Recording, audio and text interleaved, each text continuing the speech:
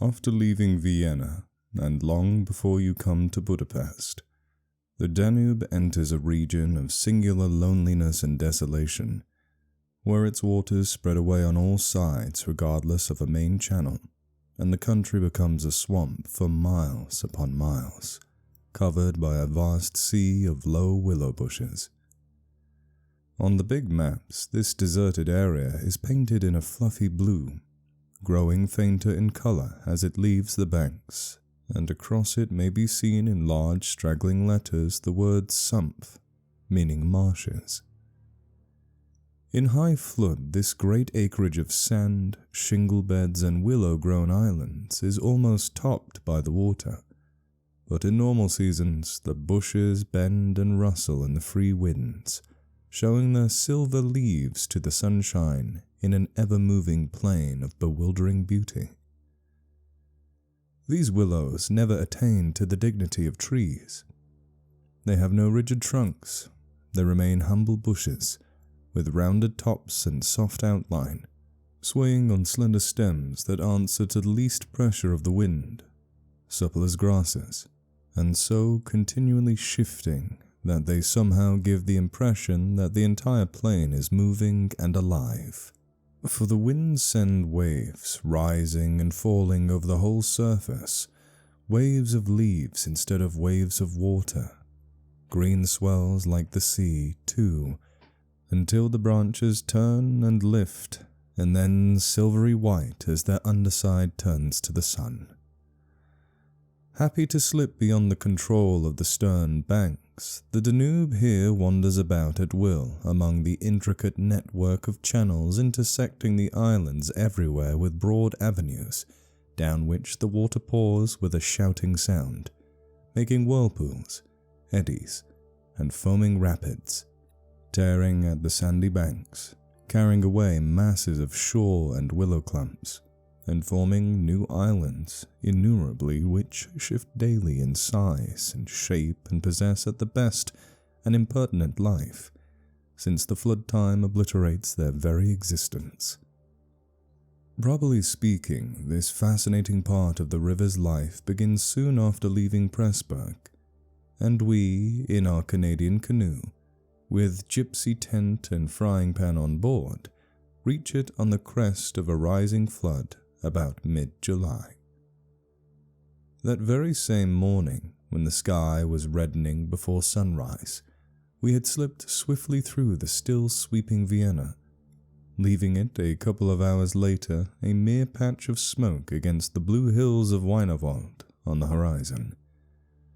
We had breakfast below at Fischerament, under a grove of birch trees roaring in the wind, and had then swept on the tearing current of Orth, Hainburg, Petronell, the old Roman Cartanum of Marcus Aurelius, and so under the frowning heights of the Thelsen, on a spur of the Carpathians, where the march steals in quietly from the left and the frontier is crossed between Austria and Hungary.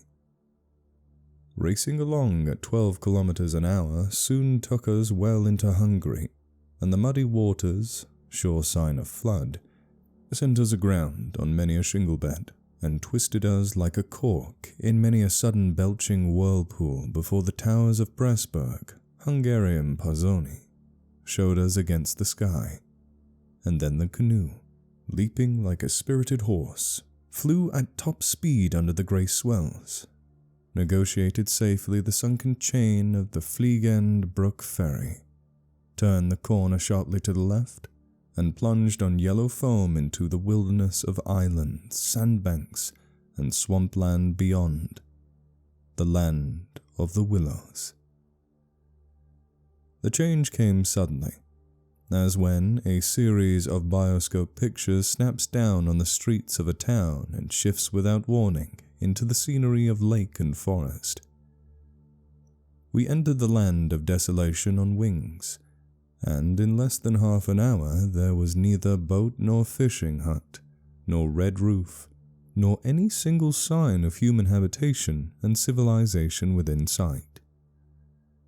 The sense of remoteness from the world of humankind, the utter isolation, the fascination of this singular world of willows, winds, and waters instantly laid its spell upon us both, so that we allowed laughingly to one another that we ought by rights to have held some special kind of passport to admit us, and that we had, somewhat audaciously, come without asking leave into a separate little kingdom of wonder and magic. A kingdom that was reserved for the use of others who had right to it, with everywhere unwritten warnings to trespassers for those who had the imagination to discover them. Though still early in the afternoon, the ceaseless buffeting of a most tremendous wind made us feel wary, and we at once began casting about for a suitable camping ground for the night. But the bewildering character of the islands made landing difficult. The swirling flood carried us inshore and then swept us out again. The willow branches tore our hands as we seized them to stop the canoe, and we pulled many a yard of sandy bank into the water before at length we shot with a great sideways blow from the wind into a backwater and managed to beach the bows in a cloud of spray. Then we lay panting and laughing after our exertions on the hot yellow sand, sheltered from the wind and in the full blaze of a scorching sun, a cloudless blue sky above, and an immense army of dancing, shouting willow bushes closing in from all sides, shining with spray and clapping their 1,000 little hands as though to applaud the success of our efforts. "What a river!" I said to my companion, thinking of all the way we had travelled from the source of the Black Forest, and how he had often been obliged to wade and push in the upper shallows at the beginning of June. "Won't stand much nonsense, will it?" he said, pulling the canoe a little farther into the safety of the sand, and then composing himself for a nap. I lay by his side, happy and peaceful in the bath of the elements, water, wind, sand, and the great fire of the sun, thinking of the long journey that lay behind us, and of the great stretch before us to the Black Sea, and how lucky I was to have such a delightful and charming travelling companion as my friend, the Swede.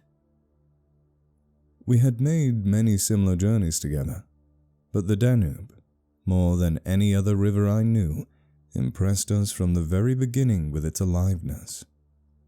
From its tiny bubbling entry into the world amongst the pinewood gardens of Danauschingen, until this moment when it began to play the great river game of losing itself amongst the deserted swamps, unobserved, unrestrained. It had seemed to us like following the growth of some living creature. Sleepy at first, but later developing violent desires as it became conscious of its deep soul, it rolled, like some huge fluid being, through all the countries we had passed, holding our little craft on its mighty shoulders, playing roughly with us sometimes, yet always friendly and well-meaning, till at length we had come inevitably to regard it as a great personage. How indeed could it be otherwise, since it told us so much of its secret life? At night we heard it singing to the moon as we lay in our tent, uttering that odd sibilant note peculiar to itself, and said to be caused by the rapid tearing of pebbles along its bed, so great is its hurrying speed. We knew too the voice of its gurgling whirlpools, suddenly bubbling up on a surface previously quite calm, the roar of its shallows and swift rapids, its constant steady thundering below all mere surface sounds, and that ceaseless tearing of its icy waters at the banks. How it stood up and shouted when the rains fell flat upon its face, and how its laughter roared out when the wind blew upstream and tried to stop its growing speed. We knew all its sounds and voices, its tumblings and foamings, its unnecessary splashing against the bridges, that self-conscious chatter when there were hills to look on, the affected dignity of its speech when it passed through the little towns, far too important to laugh, and all these faint, sweet whisperings when the sun caught it fairly in some slow curve and poured down upon it until the steam rose. It was full of tricks, too, in its early life before the great world knew it. There were places in the upper reaches among the Swabian forests when yet the first whispers of its destiny had not reached it, where it elected to disappear through holes into the ground, to appear again on the other side of the porous limestone hills that start a new river with another name, leaving, too, so little water in its own bed that we had to climb out and wade and push the canoe through miles of shallows. And a chief pleasure, in those early days of its irresponsible youth, was to lie low, like Brer Fox, just before the little turbulent tributaries came to join it from the Alps, and to refuse to acknowledge them when in, but to run for miles side by side, the dividing line well marked, the very levels different, the Danube utterly declining to recognize the newcomer. Below Passau, however, it gave up this particular trick, for there the inn comes in with the thundering power impossible to ignore, and so pushes and incommodes the parent river that there is hardly room for them in the long twisting gorge that follows, and the Danube is shoved this way and that against the cliffs, and forced to hurry itself with great waves and much dashing to and fro in order to get through in time. And during the fight our canoe slipped down from its shoulder to its breast, and had the time of its life amongst the struggling waves. But the inn taught the old river a lesson, and after Passau it no longer pretended to ignore new arrivals. This was many days back, of course, and since then we had come to know other aspects of the great creature, and across the Bavarian wheat plain of Straubing she wandered so slowly under the blazing June sun that we could well imagine only the surface inches were water, while below were moved, concealed as a silken mantle, a whole army of undines, passing silently and unseen down to the sea, and very leisurely too, lest they be discovered. Much, too, we forgave her because of her friendliness to the birds and animals that haunted the shores. Cormorants lined the banks in lonely places in rows like short black palings. Grey crows crowded the shingle beds. Storks stood fishing in the vistas of shallower water that opened up between the islands, and hawks, swans, and marsh birds of all sorts filled the air with glinting wings and singing, petulant cries. It was impossible to feel annoyed with the river's vagaries after seeing a deer leap with a splash into the water at sunrise and swim past the bows of the canoe, and often we saw fawns peering at us from the underbrush, or looked straight into the brown eyes of a stag as we charged full tilt around a corner and entered another reach of the river. Foxes, too, everywhere haunted the banks, tripping daintily among the driftwood and disappearing so suddenly that it was impossible to see how they managed it. But now, after leaving Pressburg, everything changed a little, and the Danube became more serious. It ceased trifling. It was halfway to the Black Sea, within seeming distance almost of other, stranger countries where no tricks would be permitted or understood. It became suddenly grown up, and claimed our respect and even our awe. It broke out into 3 arms, for one thing, that only met again 100 kilometers farther down, and for a canoe there were no indications which one was intended to be followed. "If you take the side channel," said the Hungarian officer we met in the Pressburg shop whilst buying provisions, "you may find yourself when the flood subsides 40 miles from anywhere, high and dry, and you may easily starve. There are no people, no farms, no fishermen. I warn you not to continue. The river, too, is still rising, and this wind will increase." The rising river did not alarm us in the least, but the matter of being left high and dry by a sudden subsidence of waters might be serious, and we had consequently laid in an extra stock of provisions. For the rest, The officer's prophecy held true, and the wind blowing down a perfectly clear sky increased steadily till it reached the dignity of a westerly gale. It was earlier than usual when we camped, for the sun was a good hour or two from the horizon, and leaving my friends still asleep on the hot sand, I wandered about in desultory examination of our hotel.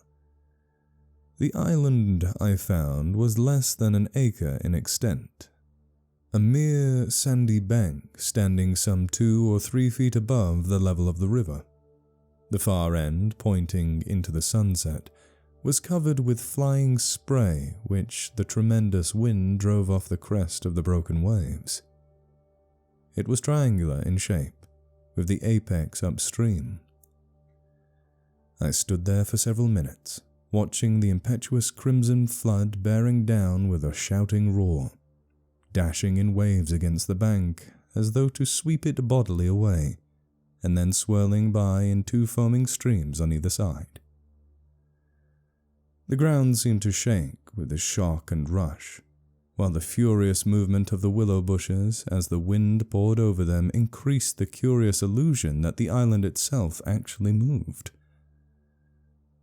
Above, for a mile or 2, I could see the great river descending upon me. It was like looking up the slope of a sliding hill, white with foam and leaping up everywhere to show itself to the sun. The rest of the island was too thickly grown with willows to make walking pleasant, but I made the tour nevertheless. From the lower end of the light, of course, changed, and the river looked dark and angry. Only the backs of the flying waves were visible, streaked with foam and pushed forcibly by the great puffs of wind that fell upon them from behind. For a short mile it was visible, pouring in and out among the islands, and then disappearing with a huge sweep into the willows, which closed about it like a herd of monstrous antediluvian creatures crowding down to drink. They made me think of gigantic sponge-like growths that sucked the river up into themselves. They caused it to vanish from sight. They herded there together in such overpowering numbers. Together it was an impressive scene, with its utter loneliness, its bizarre suggestion, and as I gazed, long and curious, a singular emotion began to stir somewhere in the depths of me. Midway in my delight of the wild beauty there crept, unbidden and unexplained, a curious feeling of disquietude, almost of alarm. A rising river, perhaps, always suggested something of the ominous. Many of the little islands I saw before me would probably have been swept away by the morning. This restless, thundering flood of water touched the sense of awe. Yet I was aware that my uneasiness lay deeper, far than the emotions of awe and wonder. It was not that I felt. Nor had it directly to do with the power of the driving wind, this shouting hurricane that might almost carry up a few acres of willows into the air and scatter them like so much chaff over the landscape.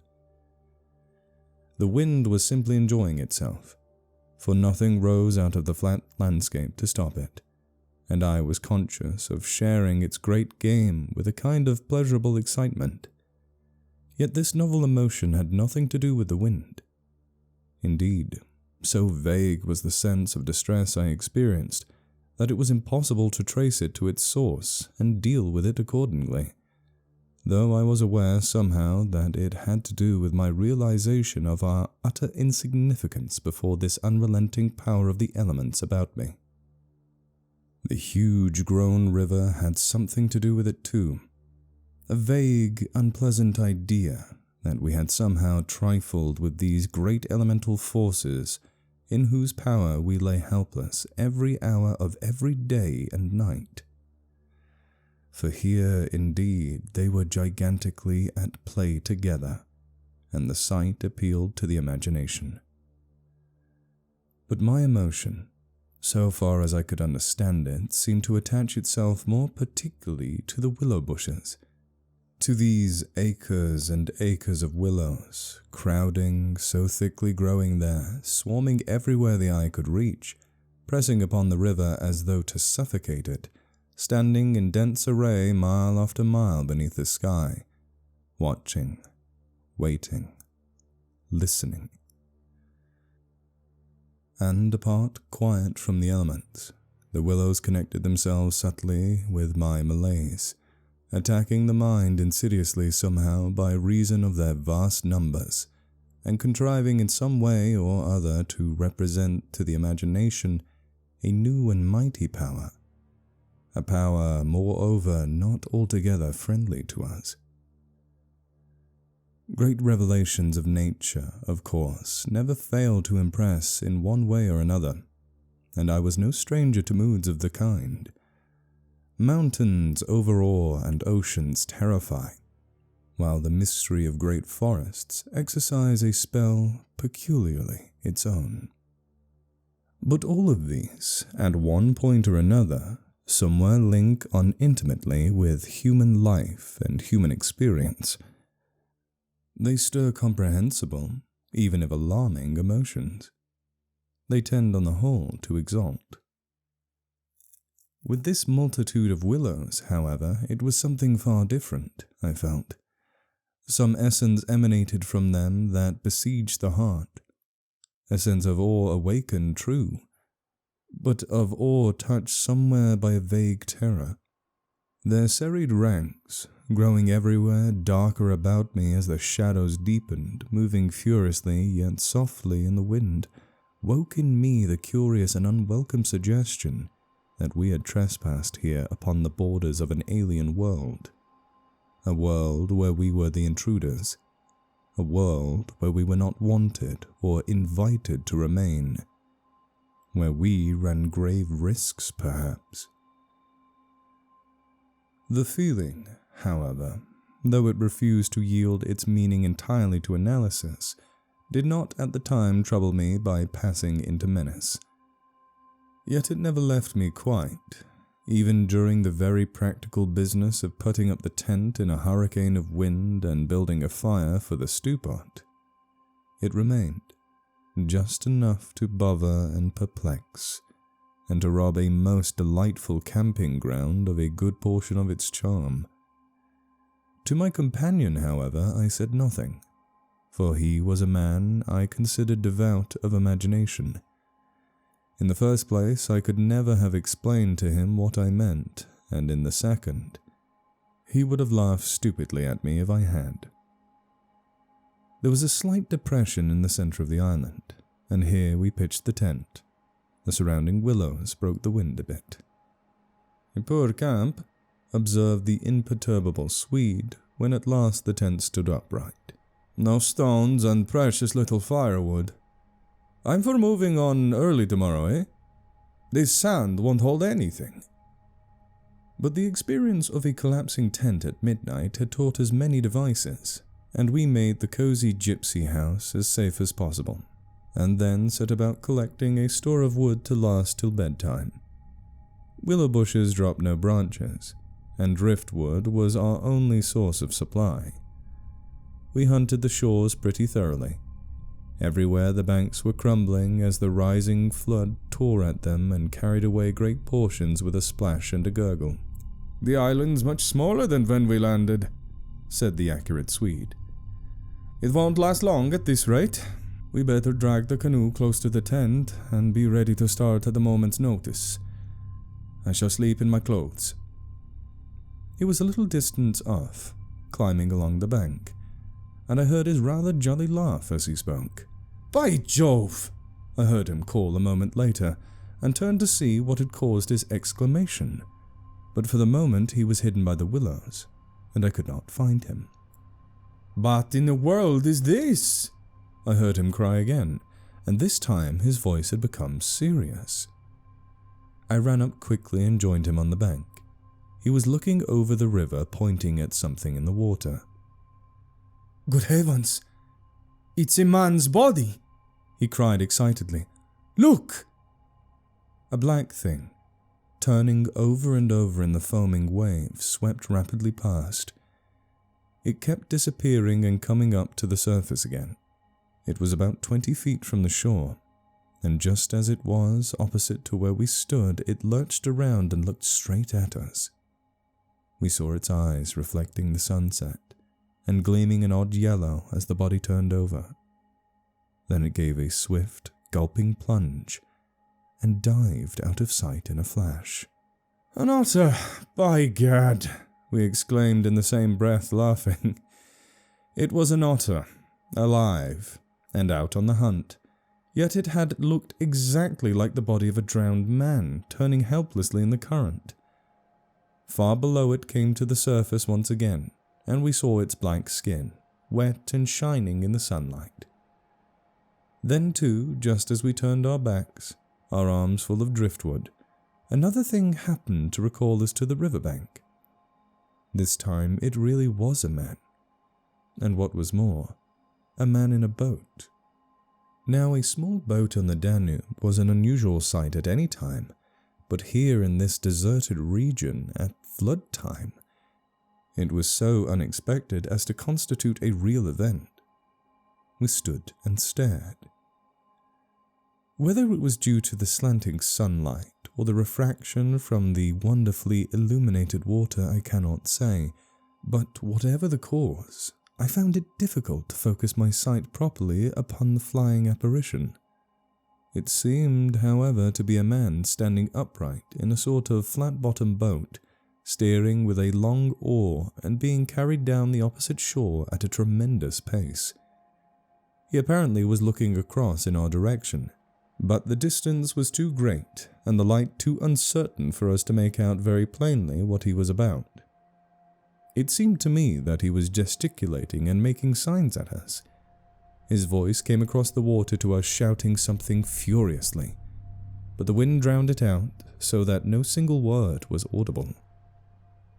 There was something curious about the whole appearance, man, boat, signs, voice, that made an impression on me out of all proportion to its cause.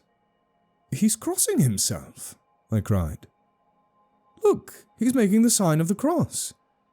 "I believe you're right," the Swede said, shading his eyes with his hand and watching the man out of sight. He seemed to be gone in a moment, melting away down there into the sea of willows where the sun caught them in the bend of the river and turned them into a great crimson wall of beauty. Mist, too, had begun to ruse, so that the air was hazy. "But what in the world is he doing at nightfall on this flooded river?" I said, half to myself. "Where is he going at such a time? And what did he mean by the signs and shouting? Do you think he wished to warn us about something?" "He saw our smoke and thought we were spirits, probably," laughed my companion.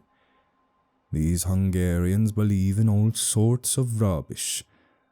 You remember the shopwoman at Pressburg warning us that no one ever landed here because it belonged to some sort of beings outside of man's world. I suppose they believe in fairies and elementals, possibly demons too. That peasant in the boat probably saw people on the island for the first time in his life," he added, after the slight pause. "And it scared him. That's all."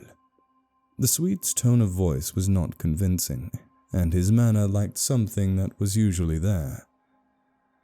I noted the change instantly whilst he talked, though without being able to label it precisely. "If they had enough imagination," I laughed loudly. I remember trying to make as much noise as I could. "They might well people a place like this with the old gods of antiquity. The Romans must have haunted all this region more or less with their shrines and sacred groves and elemental deities." The subject dropped, and we returned to our stew-pot, for my friend was not given to imaginative conversation as a rule. Moreover, just then I remembered feeling distinctly glad that he was not imaginative. His stolid, practical nature suddenly seemed to me welcome and comforting. It was an admirable temperament, I felt. He could steer down rapids like a red Indian, shooting dangerous bridges and whirlpools better than any white man I ever saw in a canoe. He was a grand fellow for an adventurous trip, a tower of strength when untoward things happened. I looked at his strong face and light curly hair as he staggered along under his pile of driftwood, twice the size of mine, and I experienced a feeling of relief. Yes, I was distinctly glad just then that the Swede was what he was, and that he never made remarks that suggested more than they said. "The river's still rising, though," he added, as if following out some thoughts of his own, and dropping his load with a gasp. "This island will be under water in 2 days if this goes on." "I wish the wind would go down," I said. "I don't care a fig for the river." The flood indeed had no terrors for us. We could get off at 10 minutes' notice, and the more water the better we liked it.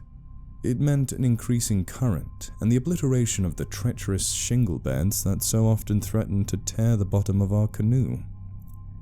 Contrary to our expectations, the wind did not go down with the sun. It seemed to increase with the darkness, howling overhead and shaking the willows around us like straws. Curious sounds accompanied it sometimes, like the explosion of heavy guns, and it fell upon the water and the island in great flat blows of immense power. It made me think of the sounds a planet must make, could we only hear it, driving along through space. But the sky kept wholly clear of clouds, and soon after supper the full moon rose in the east and covered the river and the plain of shouting willows with a light like day. We lay on the sandy patch beside the fire, smoking, listening to the noises of the night around us and talking happily of the journey we had already made and of our plans ahead. The map lay spread in the door of the tent, but the high wind made it hard to study, and presently we lowered the curtain and extinguished the lantern. The firelight was enough to smoke and see each other's faces by, and the sparks flew about overhead like fireworks. A few yards beyond, the river gurgled and hissed, and from time to time a heavy splash announced the falling away of further portions of the bank. Our talk, I noticed, had to do with the faraway scenes and incidents of our first camps in the Black Forest, or of other subjects altogether remote from the present setting, for neither of us spoke of the actual moment more than was necessary, almost as though we had agreed tactically to avoid discussion of the camp and its incidents. Neither the otter nor the boatman, for instance, received the honor of a single mention, though ordinarily these would have furnished discussion for the greater part of the evening. They were, of course, distinct events in such a place. The scarcity of wood made it a business to keep the fire going, for the wind that drove the smoke in our faces wherever we sat helped at the same time to make a forced draught. We took it in turn to make some foraging expeditions into the darkness, and the quantity the Swede brought back always made me feel that he took an absurdly long time to find it, for the fact was I did not care much about being left alone, and yet it always seemed to be my turn to grub about among the bushes or scramble along the slippery banks in the moonlight. The long day's battle with the wind and water, such wind and such water, had tired us both, and an early bed was the obvious program. Yet neither of us made the move for the tent.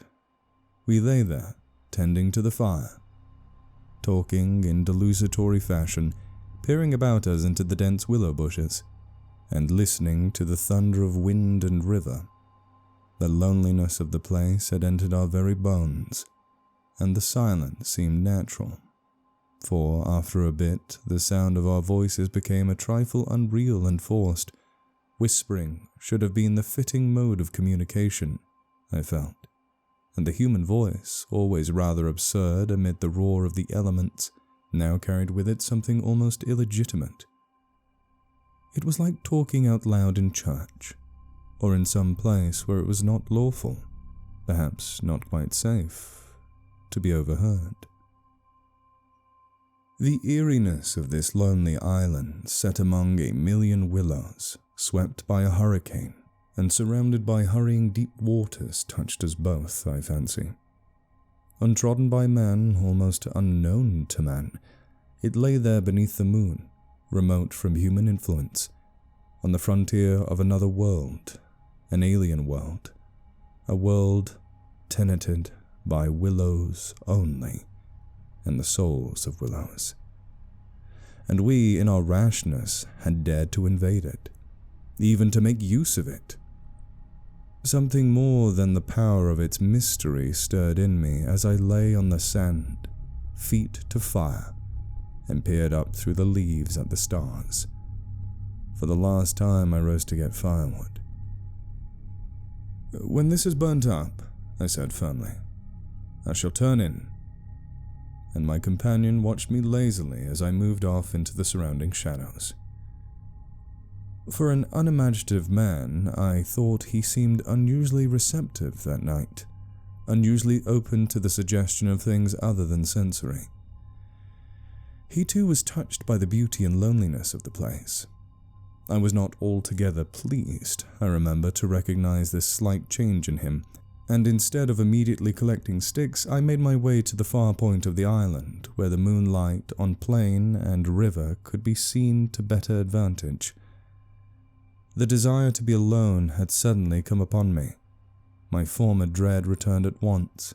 There was a vague feeling in me I wished to face and probe to the bottom. When I reached the point of sand jutting out among the waves, the spell of the place descended upon me with a positive shock. No mere scenery could have produced such an effect. There was something more here, something to alarm. I gazed across the waste of wild waters. I watched the whispering willows. I heard the ceaseless beating of the tireless wind, and one and all, each in its own way, stirred in me this sensation of a strange distress. But the willows especially, for ever they went on chattering and talking amongst themselves, laughing a little, shrilly crying out, sometimes sighing.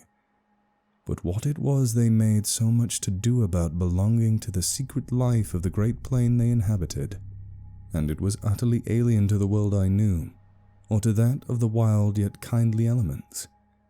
They made me think of a host of beings from another plane of life, another evolution altogether perhaps, all discussing a mystery known only to themselves. I watched them moving busily together, oddly shaking their big bushy heads, twirling their myriad leaves even when there was no wind. They moved of their own will as though alive, and they touched, by some incalculable method, my own keen sense of the horrible. There they stood in the moonlight, like a vast army surrounding our camp, shaking their innumerable silver spears defiantly, formed all ready for an attack. The psychology of places, for some imaginations at least, is very vivid. For the wanderer especially, camps have their note either of welcome or rejection. At first it may not always be apparent, because the busy preparations of tent and cooking prevent, but with the first pause, after supper usually, it comes and announces itself. And the note of this willow camp now became unmistakably plain to me. We were interlopers, trespassers. We were not welcome. The sense of unfamiliarity grew upon me as I stood there watching. We touched the frontier of a region where our presence was resented. For a night's lodging, we might perhaps be tolerated, but for a prolonged and inquisitive stay, no. By all the gods of the trees and wilderness, no. We were the first human influences upon this island, and we were not wanted. The willows were against us.